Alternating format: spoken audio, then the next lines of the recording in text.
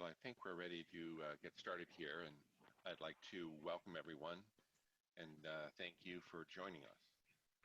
This is a John Crane webinar titled Tackling the Top 3 Sealing Challenges in a Mine. My name is Michael Wilder, and I'm a marketing manager here at John Crane, and I'll be facilitating our discussion for today. We have an expert panel here to discuss and share with you some of the strategies that John Crane has developed over the years, but first, let's go through a couple of process items if we can. Everyone is on mute, and for the sake of others, we will be keeping you muted throughout the discussion. We do, however, welcome your questions as we go through the panel discussion. So toward the bottom of your screen there, you should see a Q&A icon. You can click on that and enter in any questions you have. We will collect them throughout, and we will answer as many as we can at the end of the webinar. We are sensitive to the time each of you have afforded us today, so we want to make sure we end up our session here at the top of the hour, or as close as we can come to that. Any questions we are unable to respond to will be answered and shared with attendees in a follow-up email. So again, welcome. Thank you for joining us. And we're going to jump right into it and introduce our panelists for today. The first one is Warren Smith. He's our mining market director with over 33 years of experience in rotating equipment and processing applications. And Warren has a number of experience across mines and minerals market. We also have Steve Taylor. He's John Crane's Canadian mining market segment manager. He's over 30 years of experience in seal design, performance troubleshooting, and installation for the mining industry. We also have Mike Kaladimos. He's our global product manager. He has over 35 years of experience in seal applications, manufacture, and design in the mining industry. And finally, Tyler Smith. He's our global product manager for John Crane Diamond. He also has previously worked for John Crane as an applications engineer, specializing in engineering seals for severe duty applications. So as we jump right into it, I'm going to start here with Warren. And again, to our audience, if you have questions, please enter them into the chat, into the question chat, and we're happy to answer those at the end of our session here. So Warren, let me start with you here. What are some of the trends you are seeing when it comes to sealing pumps and critical rotating equipment in a mine? You know, that is, need to increase uptime, reduce water waste, etc. Mark, in mining operations around the world, there are multiple options for sealing slurry pumps. We find that the geographical location, economic, and environmental issues play a key role in which option is chosen. Without any doubt, packing remains the go-to solution for sealing slurry pumps that both the pump OEMs and the mine operators embrace. With that said, today's mine operators are able to choose from third-generation packing technologies through engineered heavy-duty single and double slurry seals. Packing and mechanical seals on offer today are constantly evolving to meet the economic and environmental issues mine operators are faced with. Are there choices that operators can consider when leaning toward packing? Definitely. Packing yarn technology is constantly changing. We have moved away from first-generation base yarns like cotton, jute, flax, and asbestos, which typically include PDFE and graphite as the sacrificial lubricant or the blocking agent. Asbestos and graphite packings consume high levels of energy and require a leak rate of up to 60 drops per second per OD inch of shaft for cooling and lubricating. This means a typical 130 millimeter or 5-inch shaft would need to leak at a rate of 300 drops per second. With second-generation yarns, we saw the introduction of both aramid, which is Kevlar, and ePDFE GFO packings entering the market, and they are still playing an important part in our packing portfolio today. Today, our go-to products would be carbon yarns and graphite yarn packings, possibly even supported by the hybrid technologies. We are able to combine packing styles to offer solutions that reduce shaft wear, energy consumption, and solutions that leak as low as 8 to 10 drops per OD inch of shaft. So when are seals considered, Warren? Well, the driving force behind upgrading from packing to mechanical seals is driven by the need to increase reliability of rotating equipment, meet the needs of in-country environmental regulations, such as energy reduction and water consumption. A typical mine would see anything from 60 to 120 liters of water being used per minute per pump as gland service water to gain optimal life out of entry-level packings. In turn, these pumps are prone to high shaft wear and excessive leakage, which results in premature bearing failure, ultimately leading to a higher maintenance cost and reduction in mean time between failure. This has seen the introduction of engineered slurry seals, for example, the John Crane Type 5840 single slurry seal, which can be installed in applications containing solid contents of 60% by weight at 21 bar. With our heavy-duty 5860 seal offering, we are able to operate in a window of 35 to 40 bar in applications containing, well, that's applications containing solids by weight, once again with little to no flush. So what are some of the strategies then to increase the reliability of your pumps and rotating equipment so you can positively impact your mine's bottom line? You know, upgrade your packing or component seals or mechanical seals. The mining industry today is fortunate to have multitude of options for upgrading applications that are deemed critical or require regular maintenance. The first available option is simply to upgrade the style and configuration of packing used. By combining newer yarn technologies, John Crane offers an engineered packing solution to extend the life of packing sets. This includes combination yarns and others.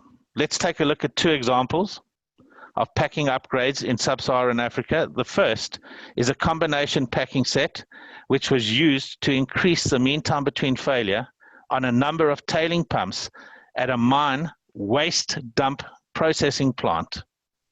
The packing sets used were made up of a single ring of John Crane style K1730, which is our Kevlar packing, with a balance of the set being either 3 or 4 rings of style C1065, a GFO-based packing.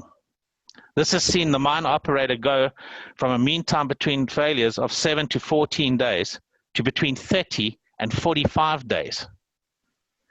This is an impressive improvement of around 350%. Since the initial John Crane packing set installation, the annual packing costs have been reduced from £720,000 to £50,000 per annum, a massive saving. The second example involves an engineered packing solution to remedy the mine operator's request.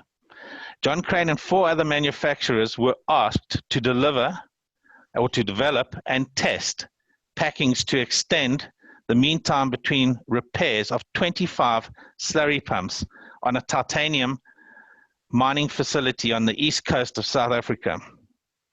For this, John Crane's engineering team chose to modify our style K1771, a meter aramid packing, by reinforcing the corners with a spun Kevlar yarn and implementing a rubber core to increase its resilience. With the implementation of our recommendation, the mean time between repair has improved from 1 month to 7 months. In turn, the added graphite coating has eliminated problems related to premature sleeve wear and failure. Mark, with that said, we should not forget that the single biggest gains will come from transitioning from the use of mechanical packing or gland packing to an engineered slurry seal. Yeah, those are great examples, Warren. Now, I guess if we transition over here to Steve, Warren offered some examples for us. From your perspective, what are some of the strategies to increase reliability of pumps and rotating equipment so you can positively impact the mine's bottom line? Thanks, Mike. Thanks, Warren. So you like what you heard from Warren on how to optimize your pack pumps, and you're thinking now that you'd like to take one more step and start enjoying the benefits of mechanical seals. Okay. The single biggest sealing technology option available to the mining industry to improve pump reliability and bottom line is to upgrade to mechanical seals on the pumps that are critical to your operations and the ones that require the highest levels of maintenance. I'd say filter feed and tailings pumps are good typical examples. We've seen by simply transitioning from gland packing to mechanical seals, mining operations have been able to do away with daily and weekly maintenance schedules on tailings lines and run uninterrupted for 12 to 18 months. And they've even enjoyed multi-year runs on the filter feeds. This results in significant maintenance cost savings, reduced equipment downtime, and let's not forget about the potential water savings that Warren just mentioned. In some cases, we're seeing 120 liters per minute per pump savings in water. Significant. Could you give us a quick description of the basics of mechanical seal technology and what differentiates seal design found in the mining industry from those used in a refinery or in a municipal water pump? Sure. Let's see, mechanical seals, the basics. So all mechanical seal technology relies on a very thin film of lubricant between a rotating and stationary set of very flat wear faces. Now, whether this lubrication is provided by the fluid being pumped or by an introduced fluid, the consumption of this media is extremely low. And it is this set of faces that prevents what's inside a pump from escaping to the atmosphere. And along with these faces, there are support components such as springs, O-rings, and drive mechanisms that all work together to allow the seal to do its sealing job. Correct design choices and proper engineering can minimize or eliminate the need for external fresh water.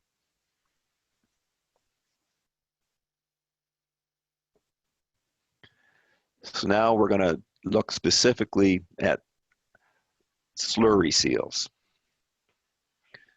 So mining slurry is a technically challenging application for mechanical seals.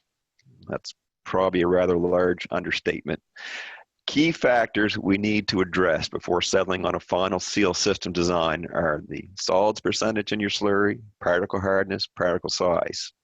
All important drivers needed to come up with the correct seal design.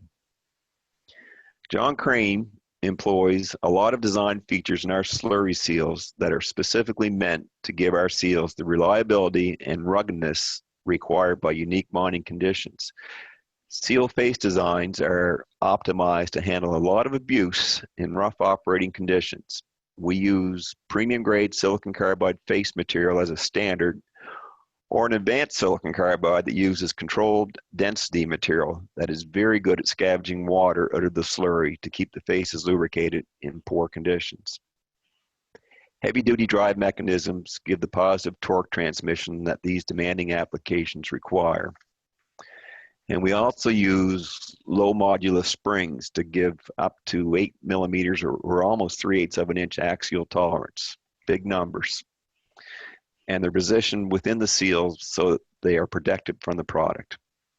Or we also use non-clogging cone spring designs, and the profile of the cone spring assembly has been designed to remain effective and even resist scale buildup or product ingress that would render normal springs or bellows inoperable.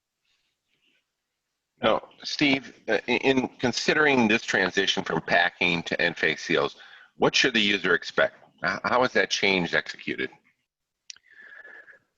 Well, if you do it right, one thing you should expect right away is less housekeeping. I've seen high pressure tailings trains go from a constant spraying, spewing mess to a dry, shiny showpiece. The morale boost to the maintenance department alone, worth the effort. So what's involved in getting from a pack pump to a nice, dry, well-behaved, reliable, water-saving mechanical seal? There are a variety of pump applications at a mining operation, but today let's talk about the fun ones, our big, heavy-duty slurry pumps. What is needed here? Slurry seals are almost always bigger and beefier and need more room than their puny little antsy friends. The good news is that most of the big slurry pump brand designs lend themselves quite nicely to using different sealing methods. And there are a variety of adapters and hardware available from the pump OEMs that allow the use of pack stuffing boxes, expeller seals, or good old mechanical seals. All of the major slurry pump companies will have complementary relationships with the major mechanical seal companies. I've had help with locating flush holes from a large pump outfit in Wisconsin. I've gotten liner info from another in Seneca Falls, New York. I've had help with housings from a big one in Arizona and stuffing box info from a well-known company in Finland. Typically, but not always, the entire stuffing box is removed and the seal is designed to bolt up in the same location with the help of a pump OEM adapter or one integral to the seal and supplied by the seal vendor.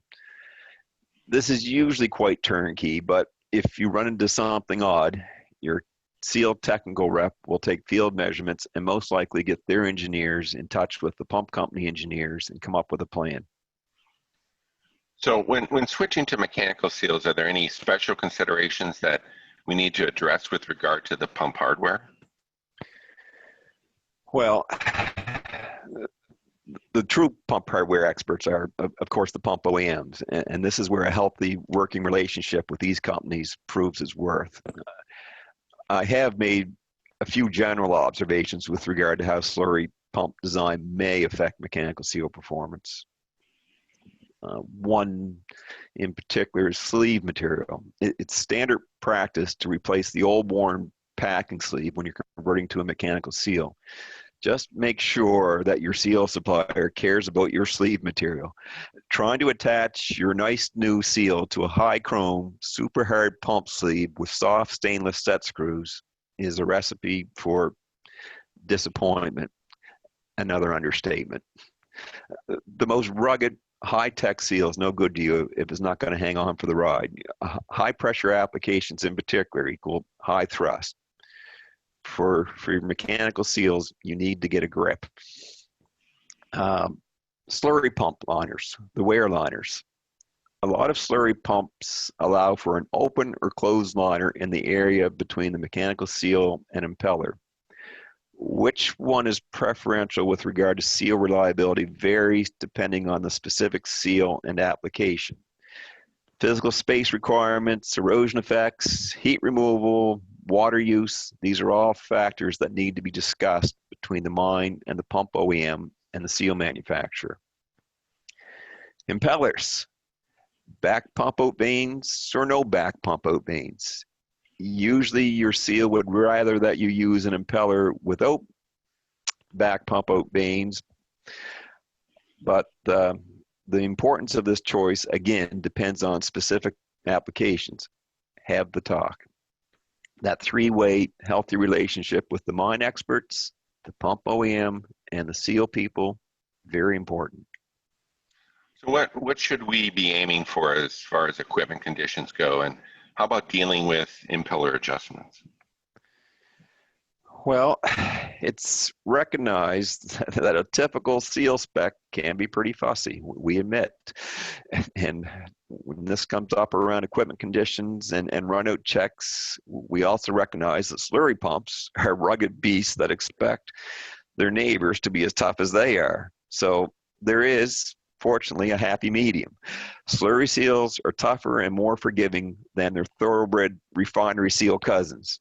But we would like to see dial indicators used and a fresh set of bearings for initial installs, in particular, barrel alignment and pump frames being square with the shaft, very important. And we need to talk about impeller adjustment routines too. Are the pumps being routinely adjusted or not touched again until the next overhaul?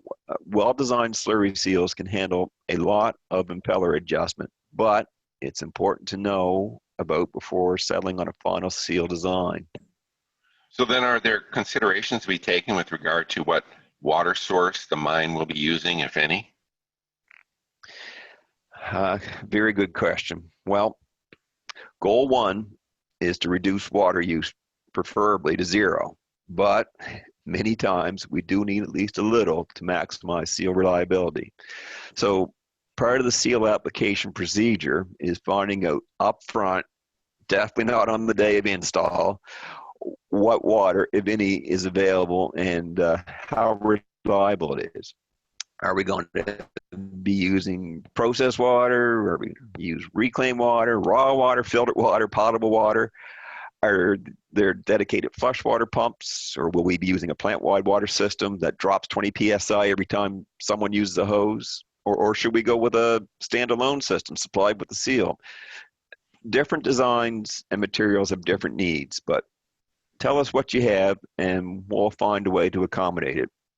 And if we need it all, and we can talk about grease too. Always keep the primary goals in the forefront: improve reliability and decrease water use.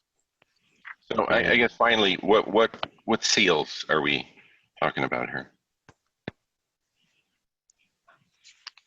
I think I'm going to swing it over to Mike now. Mike Caladimas to have a chat. Thanks very much. Thanks very much, Steve. Yeah, that's good. Thanks, Mike and Warren. Yeah, the approach that we've been talking about here is how to manage the major challenges in a mine, and certainly when we get down to seals, even packing, it's clear that the major challenge is lubrication, and in the case of an end face seal, it's seal face lubrication. So this is a view of a seal face that was not properly lubricated.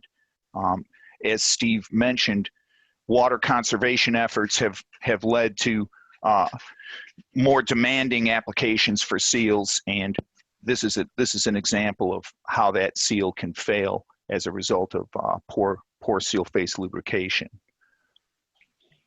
An answer to that question about seal face lubrication can be higher pressure water. Higher pressure water flushes that would force water between the seal faces, but there's actually a better, more elegant method referred to as upstream pumping dynamic lift seal face technology. If we look at how that spiral groove can behave in an upstream pumping dynamic lift situation, the next slide will show us how that works. On the left, there we can see the spiral groove, which is a micro-machined depression, a series of depressions in the seal face. And on the right, we see what that seal face does. In this case, it takes the barrier fluid in. It intakes the barrier fluid at the wide portion of the groove, and through diminishing area, increases pressure at the point of the groove. Well, that's interesting and fascinating and stuff, but basically it presents a nonlinear pressure profile across the seal face. With that comes a very high pressure water lubricant. If water's the barrier, a barrier lubricant is increased in pressure, and we can see that at that red point on the right side of the FEA analysis that shows that diminishing area creating a high pressure of barrier fluid at that point. The next slide sort of shows how that pressure profile looks across the face. It's not just high pressure on the seal face. It's from a flush fluid. This is a self-contained lubrication format where the spiral groove creates its own high pressure, and it pumps a small, tiny amount of barrier fluid, in this case, in the case of a mine, typically water, across that seal face and imparts a very small flow. That flow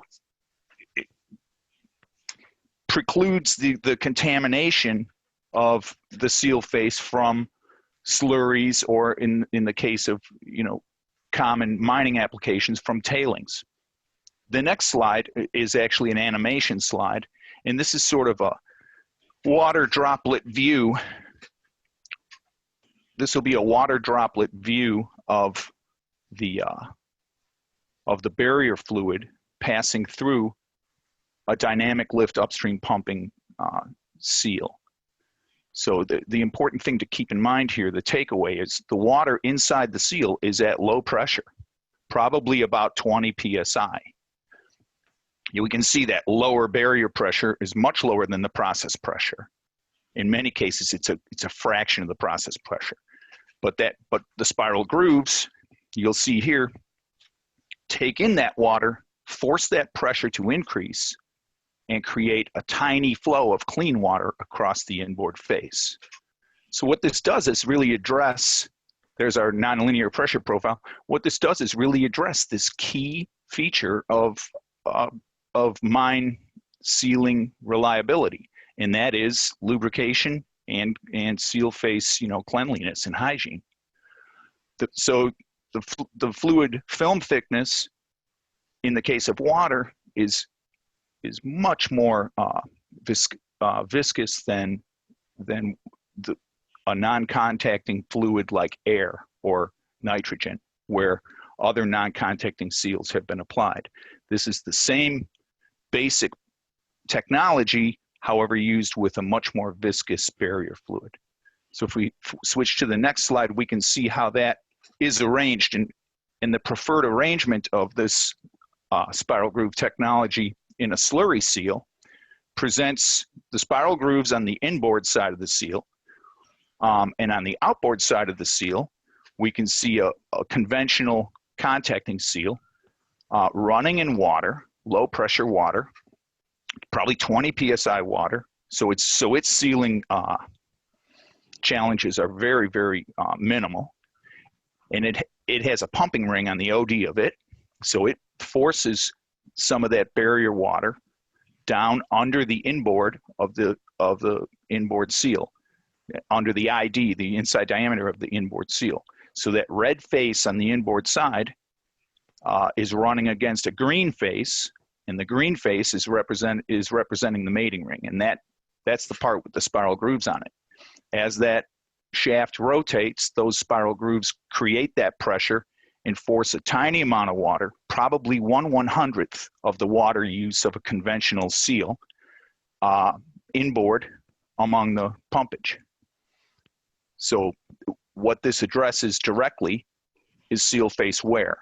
Since it's non-contacting, seal face wear is virtually eliminated, even in very high pressure, up to 35 bar tailings applications. So very challenging applications have been very successfully sealed with dynamic lift upstream pumping lubrication at the inboard. If we look at the next slide, we'll see some used faces from a tailings application. Obviously, they look brand new.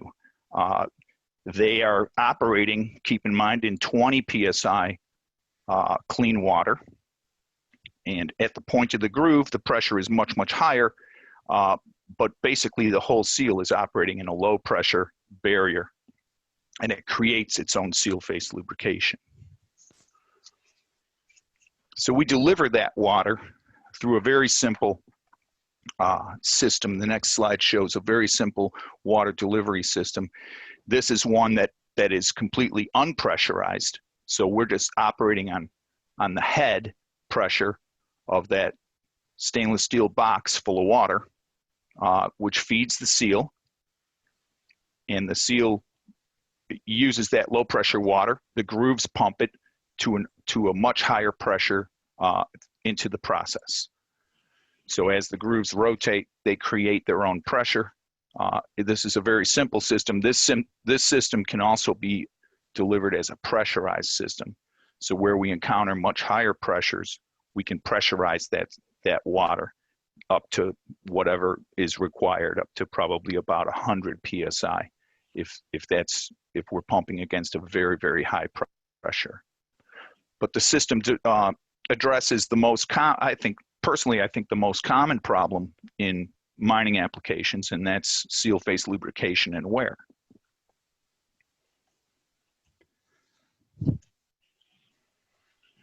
All right, well, thanks, Mike. I think now we can shift over to Tyler. Now, Tyler, we heard about dynamic lift seal face technology to increase pump reliability in mining applications. Are there other face technologies which help solve challenging problems in mining? Yes, Michael, good question. There are. The one I'm excited to be discussing today is John Crane Diamond. So what is John Crane Diamond seal face treatment? This seal face treatment solution we do in-house at John Crane to bring the features and benefits of natural diamond, one of nature's hardest materials, to improve mechanical seal reliability and pump productivity, especially in mining applications. As Warren, Steve, and Mike mentioned, the big theme here is improving mechanical seal reliability while reducing operating costs. In many cases with John Crane Diamond, we are able to achieve both of these objectives. Our products are based on ultra nanocrystalline diamond, or UNCD technology, which is a proprietary and patented pure diamond material grown on the working face of the mechanical seal ring through a chemical vapor deposition process. The product itself is actually a thin film of diamond on the mechanical seal ring's working face. The thickness of the diamond film is about a quarter of the thickness of human hair. And this is really all the thickness that we need to capture the tremendous features and benefits of diamond for mechanical seals. Our product is a drop-in solution to increase performance and solve challenging problems for existing seals as well as newly installed seals. And then finally here, our diamond face treatment is optimized to run against any hard face material, most commonly silicon carbide, tungsten carbide, and diamond itself. Now, you mentioned that the features and benefits of diamond can improve mechanical seal reliability and pump productivity. Can you tell us more about these features and benefits of diamond when it's applied to a mechanical seal face? And can you also tell us more about specific challenging applications where those features and benefits shine? Yeah, Michael, great question. Happy to do this. So before discussing the features and benefits, I would like to show some properties of diamond. So shown on this slide is a number of diamond properties, and the properties that make diamond an excellent material for rotating equipment are the ones that are specifically bolded in black here. So we've got hardness, high thermal conductivity, low friction, and chemical inertness. And so these properties of diamond really play a role in the features and benefits of diamond as a material for mechanical seals. So shown on this slide is a list, and I'll walk through each of these in a little bit more detail. So the first and probably most obvious is that diamond is one of nature's hardest materials, and the benefit of this on a mechanical seal face is that it exhibits significantly reduced face wear and an impressive resistance to abrasion when compared to traditional seal face materials. This results in the value to our customers being increased mean time between repairs due to the reduced wear especially. Challenging applications where the hardness of diamond shines is applications where abrasion resistance is critical. So these applications include some of the most demanding abrasive applications in mining and mineral processes where the media contains solids or abrasive particulates. Our diamond face treatment is routinely being used in these applications and has even demonstrated that single seals with diamond faces in certain applications can effectively replace dual seals with processing media containing up to 70% solids. It also should be noted that diamond seals have given customers a cost-effective mechanical seal solution in applications where previously really only packing was used. So why diamond? Just to drive the point home again, due to its extreme high hardness.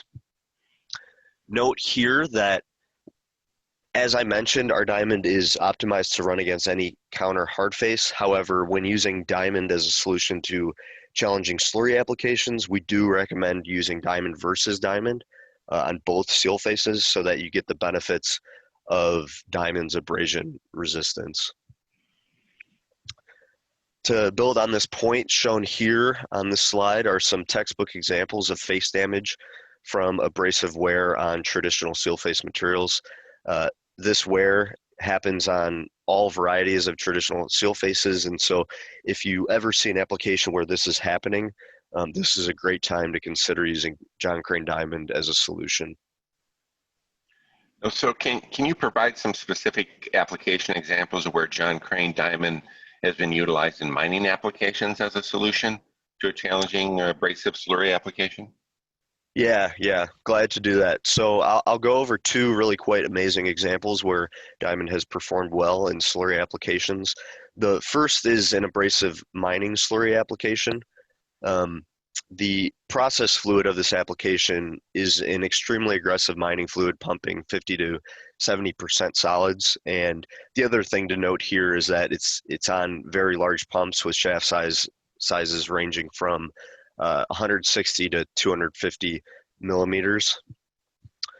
The seal we provided here is a single O-ring pusher seal supplied with John Crane Diamond on the seal faces, and this replaced the incumbent gland packing, which required 9 gallons a minute of cooling water. The outcome resulted in end user success, and due to this significant reduction in cooling requirements by switching from packing to mechanical seals with diamond faces has resulted in the customer deploying the similar setup in 50 seals in similar applications. The second story I'll cover is a caustic abrasive slurry application. The operating details of this caustic mud slurry was running at 100 psi, 158 degrees Fahrenheit, and 1440 RPM. The seal details, here we supplied two type 5840 John Crane slurry single seals with diamond faces, and in this application we also replaced the incumbent gland packing technology, which required a good deal of cooling water. The outcome here was that the MTBR exceeded customer expectations by a factor of 3 times. And after our initial trial run, the customer elected to install 8 more pumps with the John Crane Diamond faces. So can you address some of the other features and benefits to Diamond and how some people on the call here right now on our webinar might be able to capture value from using Diamond seal faces? Yeah, so moving along to the other features and benefits, another key feature for Diamond seal faces is their extremely low coefficient of friction. John Crane Diamond Seal's coefficient of friction is only about 18% of carbon versus silicon carbide, and only about 11% of silicon versus silicon's coefficient of friction. The benefit of this results in less heat generation and reduced energy consumption. These benefits enable diamond seals to, 1, address demands of poor lubricating and volatile media, and this leads to an increase in MTBR, and 2, it significantly reduces the seal's cooling requirements, which means reduced auxiliary cooling costs, and it could even mean increased pumping efficiency in seals which use a Plan 11 and other common process fluid flushes. Third, the reduced energy consumption, which comes from the reduced frictional losses, leads to a real reduced electricity consumption and reduced operating costs. In fact, the power consumption savings for diamond seals is significant enough that, depending on the application, we can see payback periods of 12 months or less for the diamond treatment with respect to power savings alone. So challenging applications where the low coefficient of friction of diamond shines are, again, applications where poor lubricating media or temperature sensitive conditions exist. So this includes applications with multi-phase fluids. So fluids where there may be gas entrainment, froth pump applications, so flotation and separation processes, and also end of flow pumps.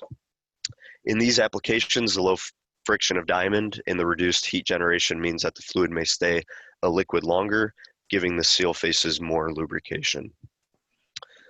Also included here are applications where auxiliary cooling is costly and troublesome, and in some cases maybe not available. Diamond provides a potential solution to more complex alternatives where cooling units may be necessary with traditional seal faces.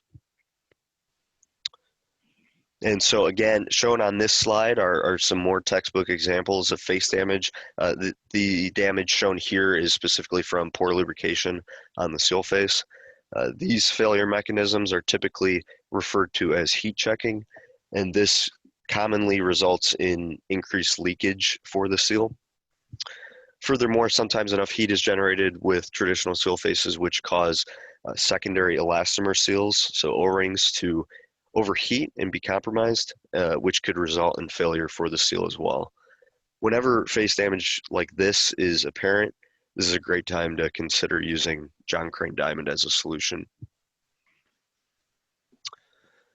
The third main feature of John Crane Diamond is that it can withstand intermittent dry running situations and other operational upset conditions.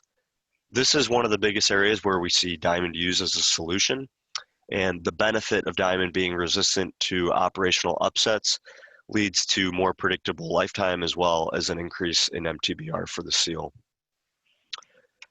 Challenging applications where this benefit shines is in applications where operational variability and upset conditions occur.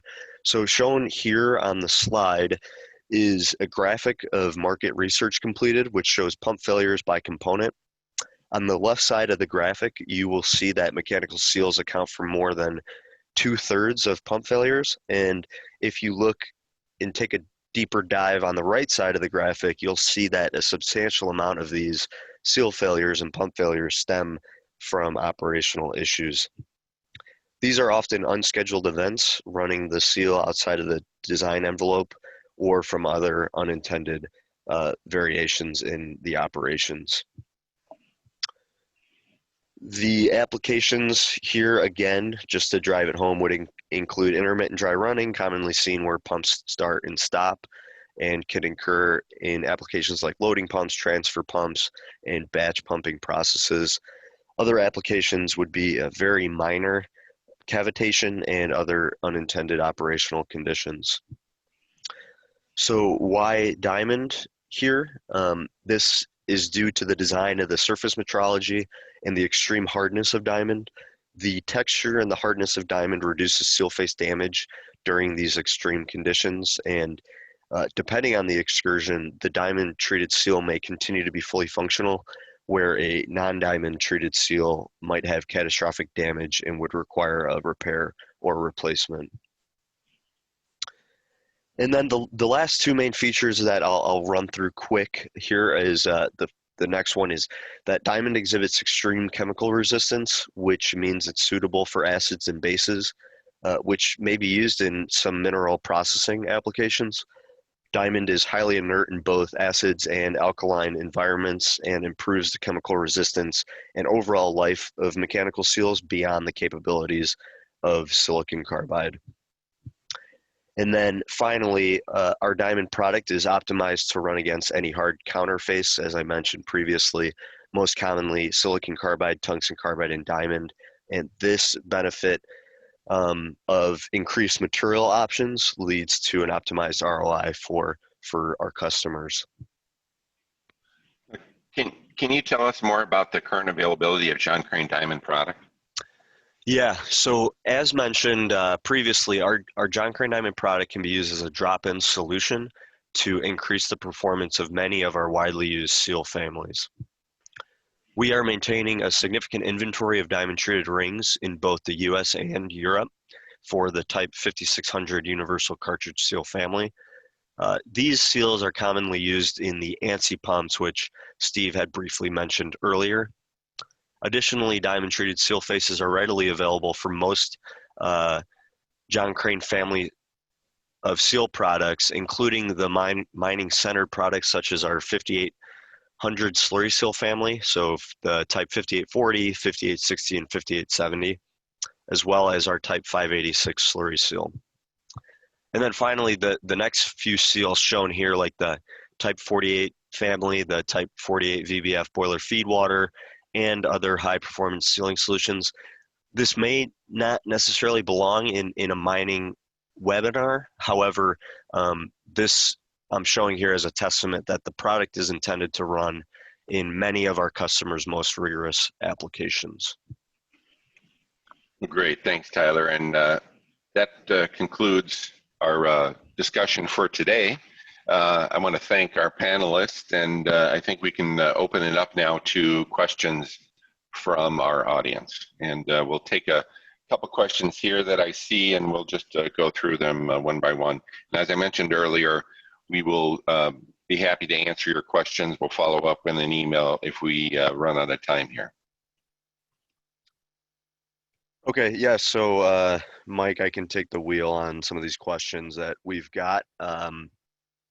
As Mike said, if we can't get through all of these, we will follow up with an email. So to start, we have a question here for Mike Kaladimos. The question reads as follows: does the water consumption affect the process, as there should be a leakage from the pump seal to process? What about the water consumption on high pressure pumps? And I am referring to the USP, the upstream pumping dynamic lift sealing system. Yeah, thanks, Tyler. Certainly barrier water is going to pass from the inboard seal into the process. It's important to realize, however, that water passage or that leakage inboard is extremely low, on the order of, I think what we have measured in the field is like 32 ounces per hour on a 4.5-inch seal at 30 bars. So that's a pretty high pressure application, pretty large seal face. And it's also admittedly, it's also a pretty crude measurement, but it's a very, very low consumption of water. And really, to be more specific, I'm sure some folks on the call want me to be more specific. And in order to do so, we would have to see the actual application details. That would include speed, because the dynamic lift pattern, the upstream pumping dynamic lift pattern, is velocity dependent. So the faster you go, the more movement of fluid you'll create. But I think the key takeaway is it's extremely low. Got it. Okay, great. Thank you for that. Moving along, the next question here, probably best for you, Steve. It reads as follows: there was a mention of controlled porosity silicon carbide as a seal face material. Can you talk a little bit more about this material and why this is chosen for certain applications? Sure. Controlled porosity silicon carbide. Well, silicon carbide, I'm not sure if we all know, but it is one of the premium mechanical seal face materials that all seal companies use. And I'm not an expert on the fine details, but there is actually quite a few different recipes of silicon carbide out there depending on your application. You can get alpha centered or reaction bonded, stuff made for low emissions or better for chemical compatibility. And in this case, for the slurry seals we're using, we've chosen a proprietary John Crane design / recipe of silicon carbide, where it has very small cavities and is somewhat porous compared to some of the other types of silicon carbide you can get. And it's actually very helpful on slurry applications where there is limited supply of water for that all-important thing, face lubrication. So these little pores actually grab on to a bit of water and hang on and help share it with the faces to let your seal faces run with some lubrication and not heat up. And for some of our extreme slurry seal applications, that's been our go-to for a while now. But Tyler's on the scene with his new diamond faces, so if I had to do it all over again, knowing what I know now, depending on the application, I would maybe even lean up towards diamond these days. But it is good stuff, and we've had good success with it. But there's new stuff on the horizon. So that's it. Excellent. Thank you, Steve. Warren, we've got one for you. The question reads as follows: We understand that by changing styles and configurations of packings, we are able to achieve certain gains, for example, energy consumption, lower leak rates, etc. But with that said, are there ways to optimize stuffing box design? Yeah, Tyler, that's a great question. Most sealing device companies, especially those that manufacture packing, have realized that to optimize the optimal number of rings for sealing most applications is 3. And even in the sealing of mine slurries, 3 rings is optimal as long as you can control the quality of the gland service water and the pressure at which it's provided. And to achieve this, we can reduce the number of rings used by replacing the bottom 2 rings and the lantern ring with a single product, which we refer to as our CPR bushing, or the equivalent from other suppliers could be used too.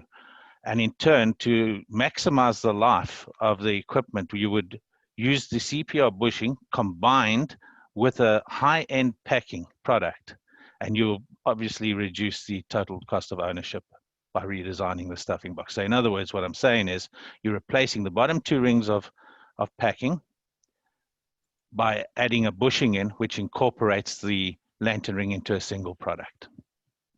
Thank you. Got it. Excellent. Thank you. And then here's one that I can take the wheel on.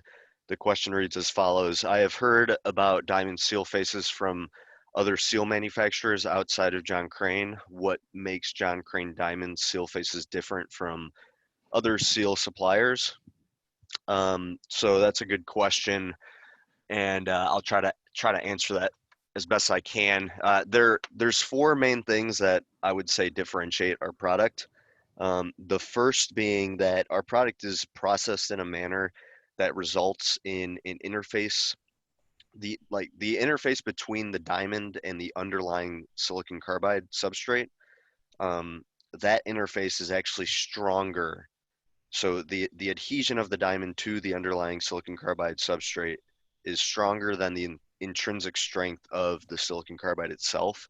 So if you tried to pull the diamond off of the silicon carbide, it would actually pull the underlying silicon carbide apart rather than separating at that adhesion interface.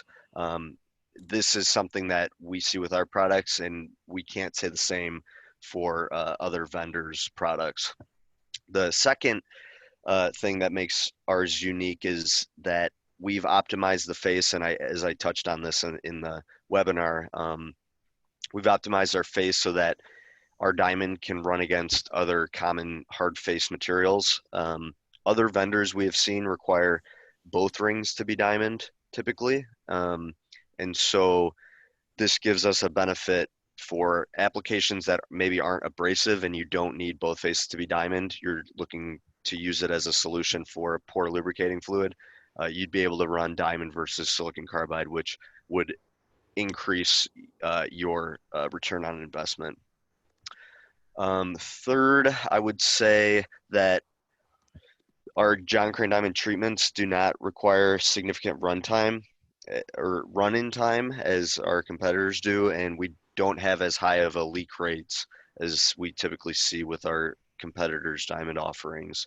And then lastly, as far as we know, we're the only mechanical seal supplier that has this technology in-house, which gives us a significant advantage. We own 100% of the technology development and manufacturing of it, and our diamond facility is solely focused on supplying John Crane's customers with our product. So that's how I would answer that. And then moving along, this one probably best for you, Mike Kaladimos. The question reads as follows. The dynamic lift explanation was very interesting, and I'm curious about required shaft velocity. What can you tell me about that?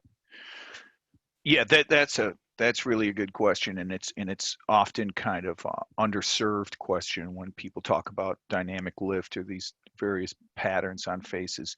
The dynamic lift upstream pumping face is absolutely dependent upon some shaft velocity in order to operate correctly. Now, that's a loaded question because engineering wants to know what the fluid pressure is, what the size of the seal face is. Generally speaking, there's a rule of thumb, and it's about 1,000 feet per minute is what's required. Now, again, that's a rule of thumb because we're going to be talking to the end user in that case about what their process pressure is, and whether or not a variable frequency drive is used on the equipment to get to that speed. So it's there's a bunch of important questions that have to be answered there, because the seal face width and the groove array and the presence of a VFD, all that stuff is going to play into it. So I guess it's really an application question that needs to be kind of explored. Got it. Thank you. And I see we're getting close to the end of our time. There's a few more questions here that we probably won't be able to get into at this time, but we will follow up with each of you individually via email to get these questions answered. And then Mike Wilder, I guess I can hand it over to you if you have any closing comments before we end this.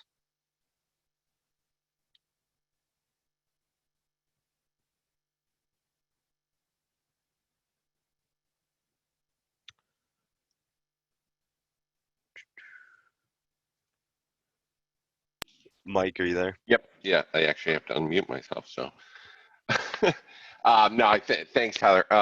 And just to let everybody else know, we will respond to the questions, at least those that we can. We'll respond to the full attendees here because we had a number of them, a number of questions come up. So we'll respond to them and send it out to all the attendees.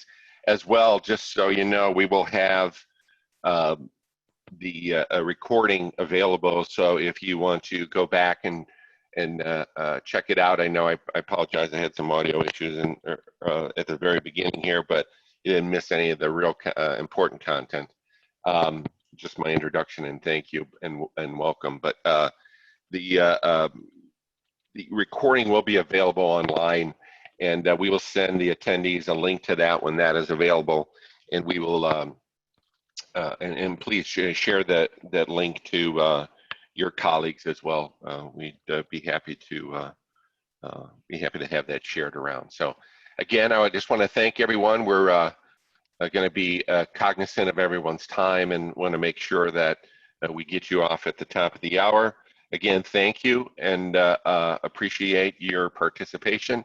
And you can look for an email from us soon with some of those responses and some contact information as well, just so you have that if you have follow-up questions later on. Again, thanks again.